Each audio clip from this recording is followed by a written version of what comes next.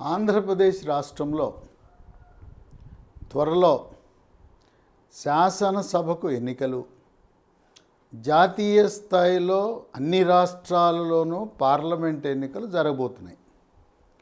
అయితే ఒక విశేషం ఏంటంటే ఈ పార్లమెంట్ ఎన్నికల్ని ఒక నెల రోజుల ముందు నిర్వహించే అవకాశం ఉంది. ఫిబ్రవరి 20 నాటికే ఎన్నికల నోటిఫికేషన్ విడుదల చేసి మార్చి 10-15 మధ్యలో ఆంధ్ర తెలంగాణలో శాసనసభకు, ఆంధ్రప్రదేశ్లో పార్లమెంట్కి ఇరు రాష్ట్రాల్లో కూడా జరిగే అవకాశం కనపడుతూ ఉంది. దీనికి కారణం ఏంటంటే భారతీయ జనతా పార్టీ జాతీయ నాయకత్వం ఫుల్ జోష్లో ఉంది.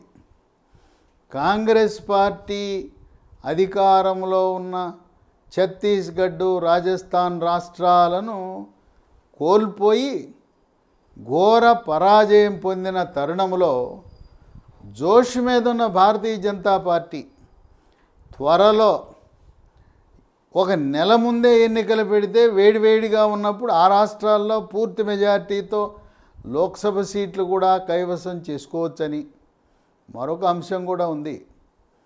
జనవరి 22న అయోధ్యలో రామ జన్మభూమి, అక్కడ రాముని యొక్క ప్రాణ ప్రతిష్టను ప్రధానమంత్రి మోదీ చేయబోతున్నారు.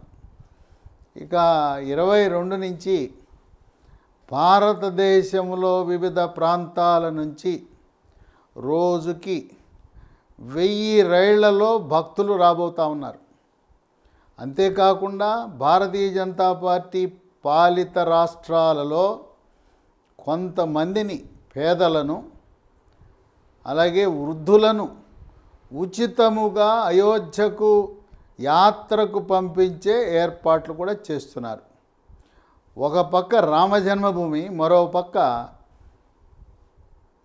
ఛత్తీస్గఢ్, రాజస్థాన్, మధ్యప్రదేశ్లో సాధించిన విజయం వేడి చల్లారక ముందే త్వరగా ఎన్నికలు పెడదామని చెప్పి ఆంధ్రప్రదేశ్లో ఒక నెల రోజుల ముందే అసెంబ్లీ ఎన్నికలు జరగబోతున్నాయి. దానికి తదనుగుణంగా వైఎస్ఆర్సీపీ పార్టీ, జనసేన, తెలుగుదేశం పార్టీ ఇప్పటికే రంగం సిద్ధం చేసుకుని అభ్యర్థుల జాబితాకు తుది రూపం ఇవ్వటం ప్రారంభించారు.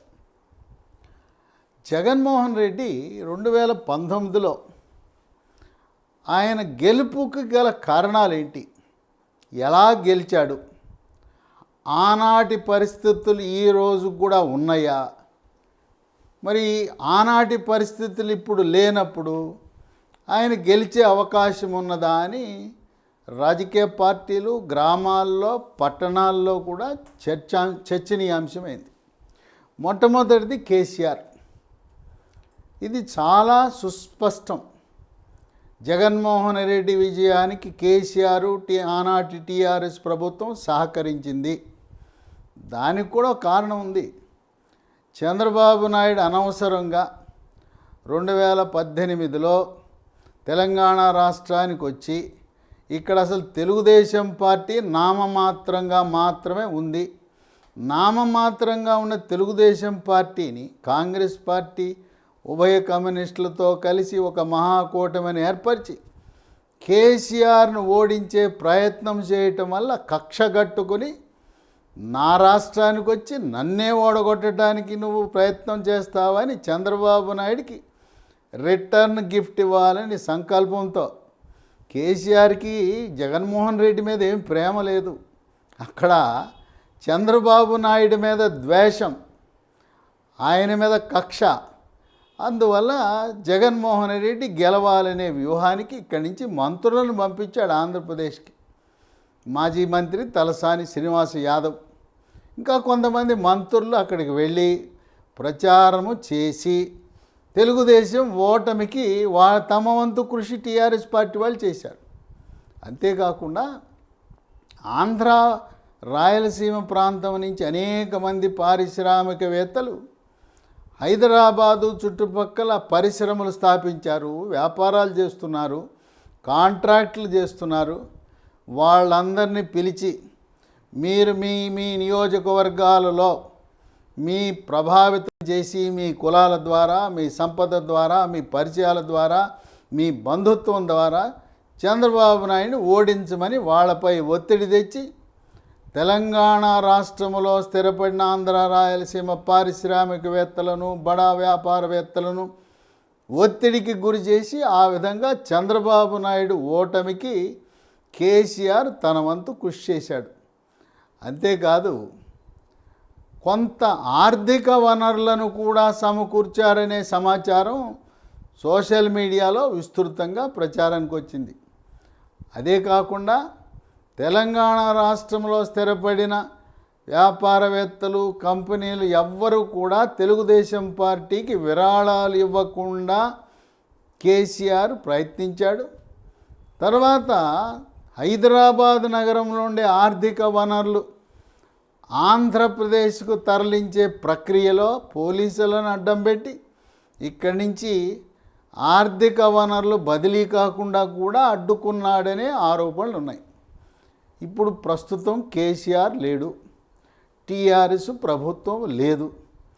దాని స్థానంలో చంద్రబాబు నాయుడు రాజకీయ భవిష్యత్తు ఇచ్చాడు రేవంత్ రెడ్డికి. రేవంత్ రెడ్డి ఆయన ఏబీవీపీలో తన విద్యార్థి దశలో భారతీయ జనతా పార్టీకి అనుబంధంగా ఉన్నాడు. తదుపరి 2004లో టీఆర్ఎస్ పార్టీలో చేరదామని ప్రయత్నించినా ఆయన్ని దగ్గరకు రానివ్వలేదు. అక్కడుండే మహబూబ్ నగర్, ఉమ్మడి మహబూబ్ నగర్ జిల్లా నాయకులు టీఆర్ఎస్ పార్టీలో దగ్గర రానివ్వలేదు.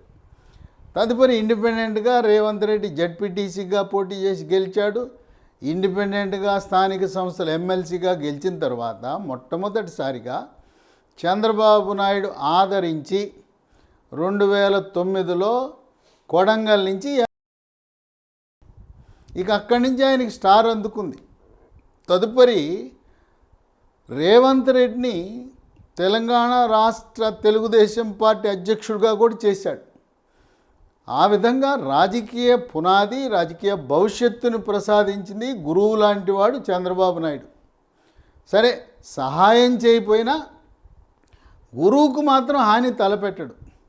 కనుక ఏ ఏ పరిస్థితులైతే గతంలో చంద్రబాబు నాయుడికి ప్రతికూలంగా ఉన్న అంశాలు ఏవి కూడా ఈరోజు లేవు.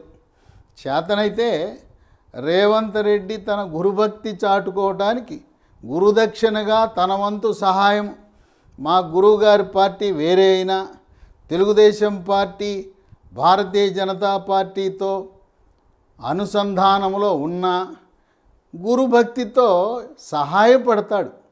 అందువల్ల ఈ రోజున తెలంగాణ రాష్ట్రం నుంచి జగన్మోహన్ రెడ్డికి అనుకూల వాతావరణం కాదు, ప్రతికూల వాతావరణం ఉన్నది. ఇక 2 తల్లి చెల్లి, తల్లి విజయమ్మ, చెల్లి షర్మిల, వీళ్ళిద్దరూ కూడా జగన్మోహన్ రెడ్డి 16 నెలలు జైల్లో ఉన్నప్పుడు కాలుకు బొబ్బలు కాసేలా, గొంతు బొంగురుపోయేలా రాత్రనక పగలనక ఎండనక వాననక పాదయాత్ర కొనసాగిస్తే వాళ్ళకిచ్చిన బహుమానము జగన్మోహన్ రెడ్డి గెలవగానే, ముఖ్యమంత్రి అవ్వగానే మీరు వెళ్ళండి, పక్క రాష్ట్రం తెలంగాణకు వెళ్ళండి, హాయిగా అక్కడ ఉండండి, మీకు ఇక్కడేమీ మీ అవసరం లేదు, అయిపోయింది, వెళ్ళమని చెప్పాడు. అంటే యూజ్ అండ్ త్రో, వాడుకునేశాడు, వదిలేశాడు. అక్కడ ప్రజల్లో చర్చ ఏం జరుగుతుందంటే, అన్న తల్లిని చెల్లిని వాడుకుని వదిలేసిన వాడు ఇక మన ప్రజలకి ఏం చేస్తాడు, మన రాజకీయ వ్యవస్థలో ఉండే మన కార్యకర్తలకి ఏమి మేలు జరుగుతుంది అనే చర్చ కూడా జరుగుతూ ఉంది. ఈ రోజున తల్లి చెల్లి ఇద్దరు కలిసి ఒకే మాట మీద ఉన్నారు. తెలంగాణలో వైఎస్ఆర్టీపీ పార్టీ పెట్టారు, అది విజయవంతం కాల. తదుపరి ఈ షర్మిల విజయమ్మ తెలంగాణ రాష్ట్రంలో వాళ్ళ మద్దతు ప్రకటించారు.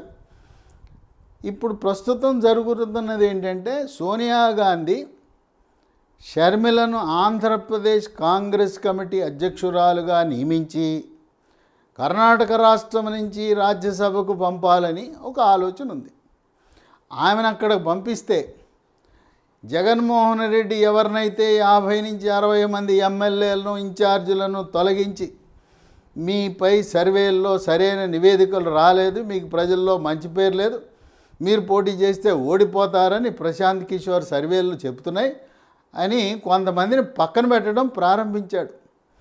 ఏ ఎమ్మెల్యేలు ఇన్ఛార్జీలు అయితే సీటు లేదని పోటీకి అనర్హుడు అని చెప్పాడో వాళ్ళందరూ కూడా వచ్చి షర్మిల ఆధ్వర్యంలో కాంగ్రెస్ పార్టీలో చేరతారనే ఊహాగానాలు ఉన్నాయి.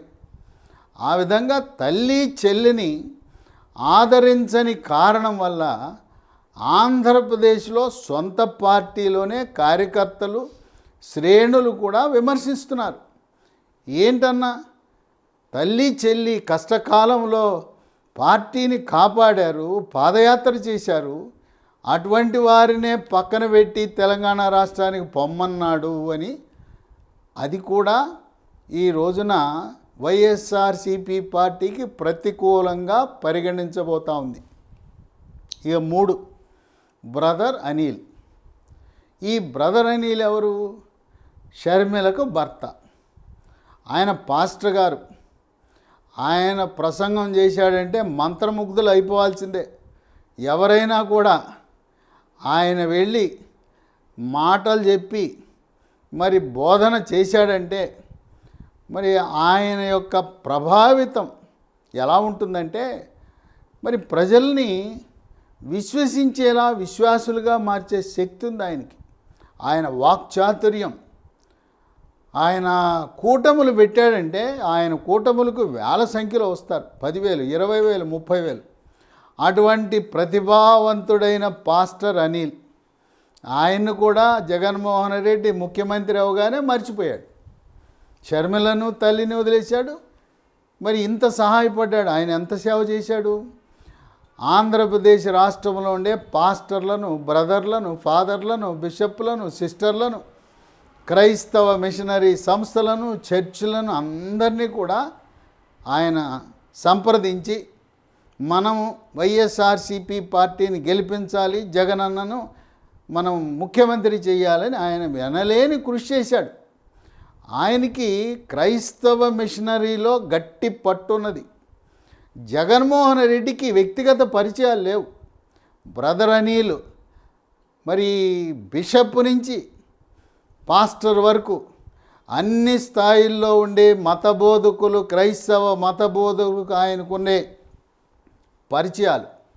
పరిచయాలే కాదు, ఆయన బహుమతులు కూడా ఇచ్చాడు. బహుమతులు డబ్బు రూపానిచ్చారు, దుస్తుల రూపానిచ్చారు, ప్యాంటు చొక్కాలు, చీరలు, సూట్ కేసులు, రకరకాలుగా క్రైస్తవ మతస్థులను అట్లాగే మత ప్రచారకులను ప్రభావితము చేసి జగన్మోహన్ రెడ్డి గెలుపులో క్రియాశీలక పాత్ర పోషించాడు. ఈరోజు బ్రదర్ అనిల్ రమ్మన్నా వచ్చే పరిస్థితి లేదు. పైగా బ్రదర్ అనిల్ తన పరిచయాలన్నింటినీ కూడా షర్మిల ఆంధ్రప్రదేశ్ ప్రదేశ్ కాంగ్రెస్ కమిటీ అధ్యక్షురాలైతే ఆ కాంగ్రెస్ పార్టీ తరపున ప్రచారం చేస్తాడు. కానీ ఏం చెప్తారంటే అక్కడ మనకు సోనియా గాంధీ ఉంది, మనకు సోనియా గాంధీ ముఖ్యం, జగన్ కంటే సోనియా గాంధీ ముఖ్యం కనుక మనం కాంగ్రెస్ పార్టీకి ఓటేద్దాం, అనాదిగా మనం కాంగ్రెస్ పార్టీలో ఉన్నామని చెప్పి కాంగ్రెస్ పార్టీ పట్ల వాళ్ళందరినీ కూడా అనుకూలంగా మలిచే అవకాశం ఉంది. అందువల్ల బ్రదర్ అనిల్ ఆయన చేసిన ఎనలేని కృషి వల్ల జగన్మోహన్ రెడ్డి గట్టెక్కడం అనేది వాస్తవం అనేది అందరికీ తెలుసు. ఇక 4, ఏదో సర్వము ప్రత్యేక హోదా, ఏదో గుండికాయ అన్నట్టు మాట్లాడుతున్నారు. వాస్తవానికి ఆర్థిక రంగ నిపుణులను అడిగితే అది ఓన్లీ సెంటిమెంట్ అండి. ప్రత్యేక హోదా బదులుగా ప్రత్యేక హోదా వల్ల ఎటువంటి లాభాలు వసతులు సంక్రమిస్తాయో, నిధులు వస్తాయో దాన్ని సమానంగా కేంద్ర ప్రభుత్వం నుంచి పుచ్చుకోండి అని చెప్తూ ఉంటారు ఆర్థిక రంగ నిపుణులు. సరే, ఏదో ఎక్కిచ్చేశారు, జనానికి మాత్రం బాగా ఎక్కేసింది ప్రత్యేక హోదా రావటం కంటే కూడా మనకు విదేశీ నిధులు, స్వదేశీ పెట్టుబడులు, పారిశ్రామికీకరణ, ప్రత్యేక ఎకనామిక్ జోన్లు ఇవి కావాలి. కానీ ప్రత్యేక హోదా అని ఒక గెజెట్ పబ్లికేషన్ చేయటం వల్ల ఏమి రాదు. ఇప్పుడు దేశంలో గతంలో ఎప్పుడో కాంగ్రెస్ ప్రభుత్వం ఇచ్చిన దాదాపు ఒక 13 రాష్ట్రాలు ఉన్నాయి. ఎవరైనా వెళ్ళి ఆ 13 రాష్ట్రాలు ప్రత్యేక హోదా పొందిన రాష్ట్రాల యొక్క ఆర్థిక సామాజిక స్థితిగతులను పరిశీలిస్తే అక్కడేమీ అభివృద్ధి జరగల. కనుక ప్రత్యేక హోదా బాగా జనానికి ఎక్కేదట్టు చేశాడు. అక్కడుండే లోక్సభ రాజ్యసభ సభ్యుల్ని రాజీనామా చేయించాడు. ఎప్పుడు రాజీనామా చేయించాడు జగన్మోహన్ రెడ్డి? చాలా తెలివిగా చేశాడు. మళ్ళీ ఉప ఎన్నిక రాకుండా ఉండే విధంగా 6 నెలల ముందు 2018లో సభాకాల పరిమితి ముగుస్తున్న 6 నెలల ముందు రాజీనామా చేయించి రాజీనామా డ్రామాతో యువకులు అమాయకులు ఏదో ప్రత్యేక హోదా వస్తే మాకు ఉద్యోగాలు వస్తాయి, మా యొక్క స్థితిగతులు మారతాయి అని ఆ విధంగా సెంటిమెంట్ను రెచ్చగొట్టడానికి రాజీనామా చేయించి ఆ రాజీనామా ద్వారా ఆయన ఏం చెప్పాడు? నేను గెలిస్తే, నేను ముఖ్యమంత్రి అయితే నాకు 20 మంది ఎంపీలను ఇవ్వండి, కేంద్రాన్ని మెడలు వంచి మీకు ప్రత్యేక హోదా తెస్తానన్నాడు. మరి నేను ముఖ్యమంత్రి చేశారు. లోక్సభ రాజ్యసభలో కలిపి 31 మంది పార్లమెంటు సభ్యులు ఉన్నారు. వాళ్ళని మెడలు ఉంచడం కాదు, ఈయన వెళ్ళి మెడ వంచేసి ముఖ్యమంత్రి ఆంధ్రప్రదేశ్ ముఖ్యమంత్రి ప్రధానమంత్రి ముందు మెడ వంచుతా ఉన్నాడు. వాళ్ళ మెడలు ఉంచుతానన్న మనిషి ఈయనే మెడలోంచి చేతులు కట్టుకుని, అయ్యా మా రాష్ట్రం ఆర్థికంగా వెసులుబాటు లేదు, మరికొన్ని అప్పులు ఇవ్వండి అని దీనంగా పరిస్థితిలో ఉన్నాడు. మరి నీకు అడిగిన ఓట్లేశారు, అడిగిన సీట్లు ఇచ్చారు, అసెంబ్లీలో 151 సీట్ ఇచ్చారు, పార్లమెంట్ సభ్యులు 31 మందిని ఇచ్చారు. ఇచ్చిన మరి ఏం సాధించాడు? అసలు ఎప్పుడైనా ప్రధానమంత్రి ముందు కానీ లేదు కేంద్ర హోంశాఖ మంత్రి కానీ నిటారుగా నిలబడి ఎప్పుడైనా మాకు ప్రత్యేక హోదా ఇస్తారా చేస్తారా అని ఎప్పుడైనా అడిగాడా? ఏదో చెప్పాలి కనుక ప్రతిసారి వెళ్ళినప్పుడు ఏజెండాలో 10 ఐటమ్స్లో ఒక ఐడియా ఆయన చదవటం, ప్రత్యేక హోదా ఇవ్వండి అని అడగటం. దాన్ని సాధించే దిశగా ఏమాత్రం ఆయన కసరత్తు చెయ్యలేదు, ఒత్తిడి పెట్టలేదు. ఇప్పుడు వైఎస్ఆర్సిపి పార్టీ పార్లమెంట్లో 3వ అతిపెద్ద పార్టీ అయినా కూడా వాళ్ళు ఏమీ కూడా నోరిప్పటం లేదు. కనుక ప్రత్యేక హోదా ఓట్లు దండుకోవటానికి ఉపయోగించాడు. ఈరోజు ప్రత్యేక హోదాని సాధించటంలో ఘోర వైఫల్యము చెందిన వైఎస్ఆర్సిపి పార్టీ ప్రజలు, మేధావులు, నిరుద్యోగులు అడిగిన ప్రశ్నకు సమాధానము చెప్పే పరిస్థితి లేదు. ఇక 5 నవరత్నాలు అడిగినోడికి అడగనోడికి. ఎస్ఐ బ్యాంకులో వాడు నిరుపేదనా, పేదనా, మధ్యతరగతా, కోటేశ్వరుడా, కారులో తిరుగుతున్నాడా, బిల్డింగులు ఉన్నాయా అడిగే పనే లేదు. ఎస్ఐ అడిగినోడికి అడగనోడికి ఆయనేమి ఆయన తాత సొమ్ము ఏమనిస్తున్నాడా, ఆయన బాబు సొమ్ము ఏమిస్తున్నాడా? ముక్కు పిండి పన్ను వసూళ్లు చేసి కరెంటు ఛార్జీలు, బస్సు ఛార్జీలు, ఇక మద్యము రేట్లయితే అప్పట్లో 219లో ఉన్న రేట్లను 4 రెట్లు పెంచాడు. ఇప్పుడు రాబోయే ఎన్నికల్లో మందు కొట్టే మందుబాబులు ఎవ్వరు ఒక్కడు కూడా ఈ ఫ్యానుకి ఓటేసే పరిస్థితి లేదంటున్నారు. ఎందుకంటే వాళ్ళు నిర్ణయించుకున్నారు, ఈయన వచ్చాడు మా మందు సీసా రేట్లు పెంచాడు, మా ముక్కు పెండి వసూలు చేసి మా ఆవిడికి అంట సంవత్సరానికి 15,000, మా దగ్గర నెలకే 30 నుంచి 40 వేలు మా దగ్గర పిండుకుంటూ మాకేదో భిక్ష వేసినట్టు మా ఆవిడ పేరు మీద 15,000 వేస్తావా? చూస్తాంలే నీ సంగతి. మద్యం రేట్లు విపరీతంగా పెరిగినాయి. ఇక ఈ నవరత్నాల వల్ల ఆర్థిక అభివృద్ధి, రాష్ట్ర అభివృద్ధి లేదు. ఏ ఊరు వెళ్ళినా ఎక్కడికి వెళ్ళినా గుంతల రోడ్లు ప్రత్యక్షమవుతాయి. ఈ రోజున ఆంధ్రప్రదేశ్ ట్రేడ్ మార్కు గుంతల రోడ్లు. ఎన్నికల రోజు కూడా గుంతల రోడ్డు మీద ప్రయాణం చేసి ఓటు వేయాలి కనుక ఈ గుంతల రోడ్లో ప్రయాణించి వెళ్ళిన తరువాత ఎవరు కూడా ఆంధ్రప్రదేశ్ ప్రజలు ఓట్లు వేసే పరిస్థితి లేదు. ఇంకోటి అంటున్నారు, ఏమో ఆయన సొమ్ము ఇస్తున్నాడా? గవర్నమెంట్ది పన్నుల రూపాన మా ముక్కు పిండి వసూలు చేసి వేస్తున్నాడు అంటున్నారు. ఇంకోటి కూడా చెప్తున్నారు, ఈ జగనన్న పెట్టిన నవరత్నాలని రేపు చంద్రబాబు నాయుడు జనసేన పార్టీ కలిపి అధికారంలోకి వస్తే వాళ్ళు కొనసాగిస్తారు. ఏం తీసేస్తారా? ఈయన పెట్టిన నవరత్నాలన్నీ అలాగే ఉంటాయి. ఈ నవరత్నాలు కాకుండా ఇంకా అదనంగా కూడా కొన్ని పెడుతున్నారు. అందువల్ల ఈ నవరత్నాలు అనేది అప్పుడు తాత్కాలికంగా 2019లో గెలవడానికి పనిచేసింది, కానీ ఇప్పుడు ఈ ఎన్నికకి మాత్రం పనిచేసే పరిస్థితి లేదు. రాష్ట్ర ఆర్థిక పరిస్థితి అప్పుల కుప్ప. దాదాపుగా 7 లక్షల కోట్ల అప్పులు రాష్ట్ర ప్రభుత్వం, కార్పొరేషన్లు, వివిధ పథకాలకు తెచ్చిన అప్పులు అన్నీ కలిపి 7 లక్షల కోట్లతో ఇప్పుడు అప్పుల రాష్ట్రంగా ఆంధ్రప్రదేశ్ ఉన్నది. ఇక అక్కడ పనులు లేక కూలీలు, డ్రైవర్లు వలసపోయి మద్రాసు, బెంగళూరు, హైదరాబాద్ నగరంలో ఉపాధి కోసం వస్తున్నారు. ఇక చిన్న మధ్య పెద్ద కాంట్రాక్టర్ల పరిస్థితి దయనీయంగా ఉంది. ఎవరు కూడా అక్కడ లేరు, వెళ్ళిపోయారు చుట్టుపక్కల రాష్ట్రాలకి. తర్వాత గవర్నమెంట్ టెండర్ వేస్తే ఈ రోజున టెండర్ వేసే వ్యక్తులు కాంట్రాక్టర్ లేరు. వాళ్ళు చెప్పేది ఏంటంటే, మేము వేస్తాం టెండరు, మా జేబులో డబ్బులు పెట్టి పని చేస్తాం, పని చేసిన తర్వాత డబ్బులు ఇవ్వడానికి బిల్లులు లేవు. అందువల్ల రాష్ట్ర పురోభివృద్ధి కుంటుపడింది. ఇక రియల్ ఎస్టేట్ రంగం, రియల్ ఎస్టేటు జగన్మోహన్ రెడ్డి ఆంధ్రప్రదేశ్లో ముఖ్యమంత్రి అయిన తర్వాత బాగుపడింది ఎవరంటే తెలంగాణ రాష్ట్రం. ఇంతకుముందు ఆంధ్రప్రదేశ్ రాష్ట్రంలో 1 ఎకరం అమ్మితే తెలంగాణలో 10 ఎకరాలు వచ్చేది. ఇప్పుడు తెలంగాణలో 1 ఎకరం అమ్మితే ఆంధ్రప్రదేశ్ రాష్ట్రంలో 10 ఎకరాలు కొనుక్కోవచ్చని సాక్షాత్తు ఆ కేసీఆర్ ముఖ్యమంత్రిగా ఉన్నప్పుడు కేటీఆర్ వ్యాఖ్యానించటం అనేది, దీనికి ఏదో మన ఆంధ్రప్రదేశ్ మంత్రులు ఖండన ఇచ్చిన వాస్తవం అది. కనుక రియల్ ఎస్టేట్ రంగం పూర్తిగా కుదేలైపోయింది.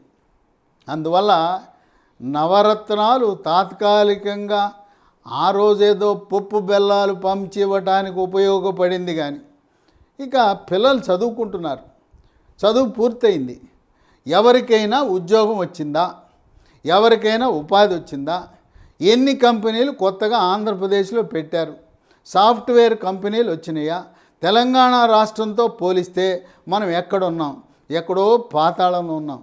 కనుక పిల్లలు చదివిన తర్వాత ఇక వాళ్ళు హైదరాబాద్, బెంగళూరు, చెన్నై, పూనా ఈ బాట పట్టారు, కానీ ఆంధ్రప్రదేశ్ రాష్ట్రంలో ఉపాధి, ఉద్యోగ అవకాశాలు ఏమాత్రం మెరుగుపడలేదనేది వాస్తవం. ఇక 6 కోడికత్తి. ఈ కోడికత్తి అనేది ఒక డ్రామా. ఇది ప్రశాంత్ కిషోర్ ఏదో వ్యూహకర్త అని చెప్పుకుంటాడు. ఆయన యొక్క పథకం ప్రకారం ఓ చిన్న కత్తితో గీసి జగన్మోహన్ రెడ్డిపై హత్యాయత్నమని ప్రకటించి ప్రజల యొక్క అమాయకులైన సానుభూతి పొందటానికి రచించిన ప్రణాళిక ఇది. ప్రశాంత్ కిషోర్ యొక్క వ్యూహం అంటున్నారు. అందరికీ తెలిసిపోయింది. ఆ కోడికత్తి పట్టుకొచ్చిన వ్యక్తి ఎవరో కాదు, ఆయన వైఎస్ఆర్సీపీ అభిమాని. ఇదంతా కూడా ఒక పథకం ప్రకారం, ప్రణాళిక ప్రకారం రచించిన వ్యూహ ప్రకారం ప్రజల యొక్క సానుభూతి పొందటానికి చేసిన వ్యవహారంగా కోడికత్తి ఆనాటికి పనికొచ్చింది. కానీ ఈ రోజున కోడికత్తి 2024 ఎన్నికల్లో ప్రయోజనం ఏమి ఉండదు. ఇక 7 బాబాయి హత్య. ఎన్నికల నోటిఫికేషన్ వచ్చిన తర్వాత వివేకానంద రెడ్డి హత్య సంచలనమైంది. అది ప్రభుత్వ వైఫల్యం కింద నెట్టబోయారు. ప్రస్తుతం వైఎస్ కుటుంబ సభ్యులకు, సన్నిహితులకే మెడకు చుట్టుకున్నది. కనుక ఆంధ్రప్రదేశ్ రాష్ట్రంలో ప్రజలందరికీ తెలిసిపోయింది. వైఎస్ వివేకానంద రెడ్డి హత్యకు ప్రస్తుత ముఖ్యమంత్రి కుటుంబముకు, సమీప బంధువులకు సంబంధం ఉన్నదని, ఆ విధంగా ప్రత్యక్షంగా కానీ పరోక్షంగా కానీ వైఎస్ జగన్మోహన్ రెడ్డికి ఎప్పటికప్పుడు తన సమీప బంధువులు హత్య గావించి సమాచారం ఇచ్చారని సోషల్ మీడియాలో గగ్గోలు పెడుతూ ఈ విషయం కూడా బాబాయి హత్యకు ముఖ్యమంత్రికి ఏవో సంబంధాలు ఉన్నాయని విస్తృతంగా గ్రామాల్లో, పట్టణాల్లో రాజకీయ పార్టీలో చర్చ జరగటం కూడా ఒక ప్రతికూల అంశంగా పరిగణించబోతా ఉంది. ఇక 8 జనసేన. అప్పట్లో జనసేన, బీజేపీ, తెలుగుదేశం విడివిడిగా పోటీ చేయటం వల్ల జగన్మోహన్ రెడ్డి ముఖ్యమంత్రి అయ్యాడు. చంద్రబాబు నాయుడు 2000 పార్టీతో జట్టు కట్టకుండా యథావిధిగా 2014లో వలె బీజేపీ, జనసేనతో 3 పార్టీలు కలిసి పోటీ చేసి ఉన్నట్లయితే మళ్ళీ చంద్రబాబు నాయుడే 2019లో ముఖ్యమంత్రి అవుతాదనేది అక్షర సత్యం. రాజకీయ విశ్లేషకులు అందరూ కూడా ఇదే విషయాన్ని రూఢిగా నిర్ధారిస్తున్నారు. ఆయన చేసిన చిన్న పొరపాటు మోదీని వ్యతిరేకించడం, బీజేపీని వ్యతిరేకించడం, కాంగ్రెస్ కూటమిలో చేరటం. అన్న ఎన్టీ రామారావు ఈ తెలుగుదేశం పార్టీని కాంగ్రెస్ వ్యతిరేక పార్టీగా స్థాపించాడు. భూమి ఆకాశాలు ఉన్నంత వరకు ఆ కాంగ్రెస్ పార్టీతో తెలుగుదేశం పార్టీ పొత్తు పెట్టుకుంటే నాయకులు, శ్రేణులు, కార్యకర్తలు ఎవ్వరు కూడా అంగీకరించే పరిస్థితి లేదు. సిద్ధాంతానికి దూరంగా జరగటం వల్ల బీజేపీతో పొత్తు పెట్టుకోవాలి కానీ తెలుగుదేశం కాంగ్రెస్తో పొత్తు పెట్టుకోవటం ఏంటని తెలుగుదేశం పార్టీ నాయకులు, శ్రేణులు కూడా తీవ్రంగా వ్యతిరేకించడం వల్ల, జనసేన పార్టీతో విభేదించడం వల్ల కాపు సామాజిక వర్గం అంతా కూడా జనసేనతో ప్రయాణించి ఓట్లు చీలిపోయి ఆ విధంగా ఈ ముగ్గురు వేరువేరుగా పోటీ చేసి జగన్మోహన్ రెడ్డిని ముఖ్యమంత్రి చేయటానికి సహాయపడ్డారు. ఇప్పుడు రాబోయే ఎన్నికల్లో తెలుగుదేశం, జనసేన, త్వరలో బీజేపీ 3 పార్టీలు కలిపి పోటీ చేయటం వల్ల గట్టి పోటీ ఇచ్చి మళ్ళీ 2014లో ఎన్నికల ఫలితాలు పునరావృతమవుతాయని ఊహాగానాలు ఉన్నాయి. కనుక ఓట్లు చీలకకుండా ఉన్నప్పుడు ఒకే పార్టీగా ఉన్న వైఎస్ఆర్సీపీ పార్టీకి కష్టకాలమే. కనుక 2019లా ఫలితాలు పునరావృతం కావు. 9 చంద్రబాబు నాయుడు వ్యూహాత్మకంగా ఒక తప్పు చేశాడు. ఆయనకి సంఖ్యాబలం ఉంది, ప్రధానమంత్రి మద్దతు ఉన్నది. అనవసరంగా 23 వైఎస్ఆర్సీపీ ఎమ్మెల్యేలను తెలుగుదేశంలో చేర్చుకున్న 23 ఎమ్మెల్యేలో 4 మంత్రులుగా చేయటం అది చారిత్రాత్మకమైన. పార్టీలు మారిన ఎమ్మెల్యేలకు ప్రజలు ఓట్లు వెయ్యరు. కర్ణాటకలో కాంగ్రెస్ పార్టీ నుంచి మారిన 16 మంది కాంగ్రెస్ ఎమ్మెల్యేలు బీజేపీలో చేరితే అందరూ ఓడిపోయారు. ఈ 23 ఎమ్మెల్యేలలో 22 మంది వైఎస్ఆర్సీపీ నుంచి తెలుగుదేశం పార్టీలో చేరిన ఎమ్మెల్యేలు ఓటమికి గురయ్యారు. అందువల్ల అదొక చారిత్రాత్మకమైన తప్పిదం. ఎమ్మెల్యేలను తెచ్చుకోవటమే తప్పు, మంత్రి పదవి ఇవ్వటం అనేది ఇంకా డబల్ తప్పు. అలాంటి తప్పు జరగటం వల్ల అది ఎవరికి కలిసి వచ్చిన అంశం అంటే గొంపగుత్తగా 22 సీట్లు మనం వైఎస్ఆర్సీపీ పార్టీకి అప్పగించిన పరిస్థితి ఏర్పడిందని తెలుగుదేశం పార్టీ సీనియర్ నాయకులు వాపోతున్నారు. ఇక 10 కేంద్ర ప్రభుత్వం యొక్క అండదండలు లేకుండా పారదర్శకంగా, నిష్పక్షపాతంగా ఎన్నికలు జరగటము కష్టము. ఏ రాష్ట్రాలలో ఎక్కడైతే సున్నితమైన పోలింగ్ కేంద్రాలు ఉన్నాయో, హింసకు తావున్నదో అక్కడ పారామిలిటరీ దళాలను అధికంగా పంపడం ఒకటైతే, 2 అధికారంలో ఉన్న పార్టీకి అనుకూలంగా ఉన్న ఐఏఎస్, ఐపీఎస్ అధికారులు, కలెక్టర్లు, కార్యదర్శులు, రిటర్నింగ్ అధికారులను బదిలీ చేసే హక్కు కేంద్ర ఎన్నికల సంఘానికి ఉంది. కొంతమంది అధికారులను వాళ్ళు అధికార పార్టీకి అడుగులకు మడుగులొత్తుతుంటే ఎన్నికల విధుల నుంచి తప్పించే అవకాశం కూడా ఉంది. తెలంగాణ రాష్ట్రంలో దాదాపు 150 మంది వివిధ స్థాయిల్లో ఉండే అధికారులను ఎన్నికల విధుల నుంచి తప్పించడం కానీ ఇతర ప్రాంతాలకు బదిలీ చేయటం ద్వారా నిష్పక్షపాతంగా, పారదర్శకంగా ఎటువంటి అవకతవకలు జరగకుండా ఎన్నిక చక్కగా జరిగింది. అలాంటి ఎన్నిక జరగాలంటే మరి గ్రామ వాలంటీర్ల వ్యవస్థ పెట్టాడు. గ్రామ వాలంటీర్లను పట్టణంలోనూ గ్రామాలలో వాళ్ళ ద్వారా, గ్రామ వాలంటీర్లు అంటే ఎవరు? పార్టీ కార్యకర్తలు నెలకు 5,000 ఇస్తున్నారు. వాళ్ళ ద్వారా ఓటర్లను ప్రభావితం చేయాలనే సంకల్పంతో ఉన్న జగన్మోహన్ రెడ్డి ఐడియాని తిప్పికొట్టాలంటే కేంద్ర ప్రభుత్వం యొక్క సహాయ సహకారాలు అవసరం. 2019 ఎన్నికల్లో చంద్రబాబు నాయుడు ధర్మ పోరాట దీక్ష అని చెప్పి మోడీని వ్యతిరేకించడం వల్ల కేంద్ర ప్రభుత్వ సహాయ సహకారాలు కరువు అవటం వల్ల ఇది కొంత తెలుగుదేశం పార్టీకి వ్యతిరేకంగా ఉండి అది పరోక్షంగా వైఎస్ఆర్సీపీ పార్టీకి కలిసి వచ్చిన అంశము. జాతీయ స్థాయిలో బీజేపీ ఎన్డీఏ కూటమితో అనుకూల వాతావరణంతో సఖ్యతతో ఉండటం వల్ల నిష్పక్షపాతంగా అధికారుల ప్రమేయము లేకుండా అలాగే కేంద్రం నుంచి పంపించే ఐఏఎస్ ఐపీఎస్ పర్యవేక్షకులు కూడా పకడ్బందీగా ఎన్నికలలో రిగ్గింగ్ జరగకుండా ఒకరి ఓటు ఒకరు వేయకుండా చక్కగా ఎన్నికలు నిర్వహించాలంటే కేంద్రం యొక్క సహకారము తప్పదు. అప్పట్లో కేంద్ర సహకారం కొరవడింది. అందువల్ల అది కూడా జగన్మోహన్ రెడ్డికి కలిసి వచ్చిన అంశం. చంద్రబాబు నాయుడికి కొంత నష్టము కలిగిన విషయం వాస్తవం. ఇక 11 అమరావతి.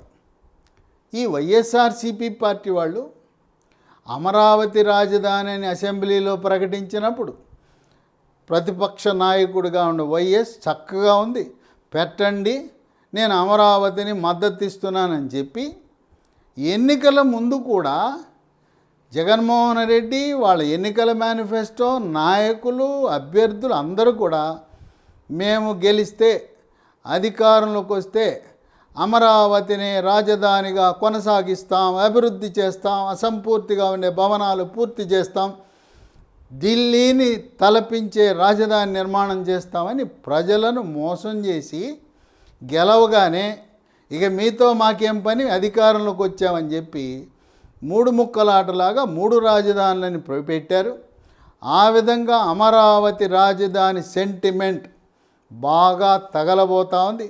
దీనివల్ల కృష్ణా జిల్లాలో ఉండే 16 నియోజకవర్గాలు, గుంటూరు జిల్లాలో ఉండే 17, పశ్చిమ గోదావరి జిల్లాలో ఉండే 15, తూర్పుగోదావరి జిల్లాలో ఉండే 19 నియోజకవర్గాలు, మొత్తం 67 నియోజకవర్గాలు ఉన్నాయి.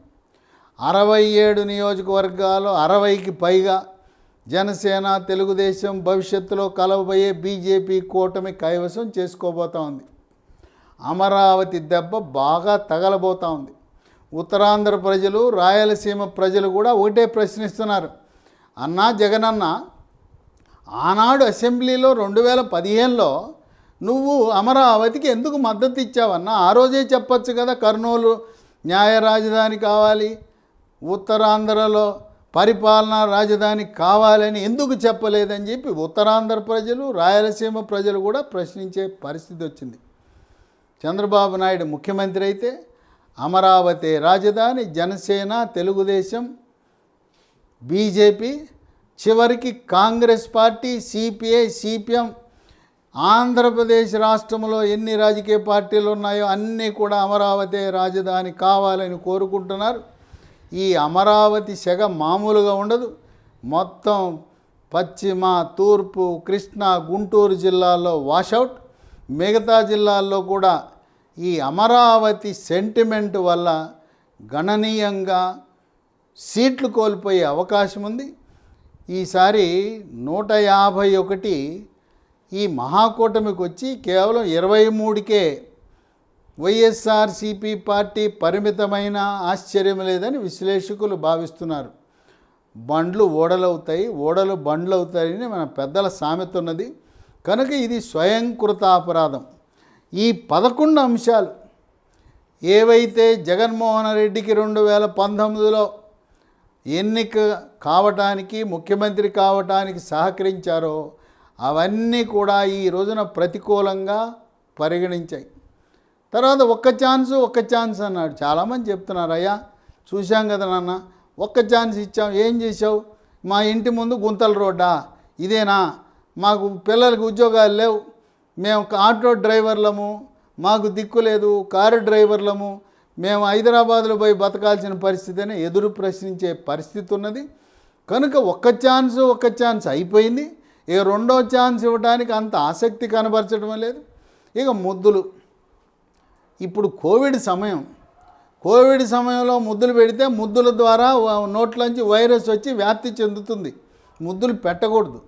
అయినా ఆయన ఆ రోజుల్లో విస్తారంగా కనపడిన వాళ్ళకల్లా ముద్దులు పెట్టేసి ఆ ముద్దుల ద్వారా ప్రజలను ఆకర్షించి, నాకు తెలిసి భారతదేశంలో ఈ ముద్దుల రాజకీయం అనేది ఎక్కడా లేదు. కేవలం జగన్మోహన్ రెడ్డి యొక్క పేటెంట్. ఆయన ఒక్కడే. ఎవ్వరూ ఇన్ని రాజకీయ పార్టీలు ఉన్నాయి, ఇన్ని రాష్ట్రాలు ఉన్నాయి, ఇన్ని ఉన్నా ప్రపంచ దేశాలలో ఎక్కడా కూడా ముద్దుల రాజకీయం అనేది కేవలం జగన్మోహన్ రెడ్డి మాత్రమే ఒక్కడే కొనసాగిస్తున్నాడు. ఇప్పుడు మళ్ళీ కొత్తగా JN.1 అని కొత్త వైరస్ వచ్చింది. ఇప్పుడు ఎన్నికల సమయంలో కోవిడ్ రోజు రోజుకి పెరిగే అవకాశం ఉంది. కనుక ముద్దులు మాత్రం మీరు పెట్టద్దు, పెట్టించుకోవద్దు. ముద్దులు అనేది శాస్త్రీయంగా వైద్యులు పెట్టకూడదని చెబుతున్నారు. కనుక ఆ ముద్దుల రాజకీయం కూడా కనపడిన వాడికల్లా ముద్దులు పెడితే ఓట్లు రాలవు. కనుక అన్ని అంశాలు, ఈ 11 అంశాలు కూడా ఏవైతే 2019లో జగన్మోహన్ రెడ్డి గెలుపుకు కృషి చేయటం అవకాశం కల్పించినాయో, గెలుపుకి సహకరించినాయో, ఇవన్నీ కూడా ప్రతికూలంగా మారినాయి. ప్రస్తుత పరిస్థితిలో జనసేన, తెలుగుదేశం పార్టీ కూటమిగా ఏర్పడ్డారు. త్వరలో భారతీయ జనతా పార్టీ కూడా కలిసి ఆ మహాకూటమి విజయం సాధించి ఒక నెల రోజులు ముందుగానే, గతంలో మే నెలాఖరులో ప్రభుత్వం ఏర్పడితే ఈసారి ఏప్రిల్ నెలాఖరులోనే కొత్త ప్రభుత్వం కొలువు తీరబోతుందని ఊహాగానాలు విస్తృతంగా వ్యాప్తిలో ఉన్నాయి.